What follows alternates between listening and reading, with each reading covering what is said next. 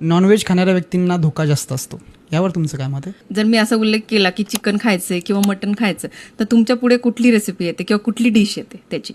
Fried करून KFC type भाजी ग्रेव्हीवाली. Yes, spicy. ह्याच्यामध्ये जे ऑइल जातंय, ज्या प्रमाणात जातंय, जे तेल मसाले वापरले जात आहे, हे मेजर रिझन असतात तुमच्या ब्लड वेसल्स खराब करण्याला किंवा तुम्हाला पुढे जाऊन हार्ट अटॅक आणण्याला. चिकन जर तुम्ही चिकन सूप फॉर्ममध्ये घेतलं, रोस्टेड फॉर्ममध्ये घेतलं आणि कमी प्रमाणात घेतलं, म्हणजे त्याचा प्रोटीन कंटेंट खूप चांगला आहे, त्यामुळे तुमच्या मसल्स बिल्ड होऊ शकतात.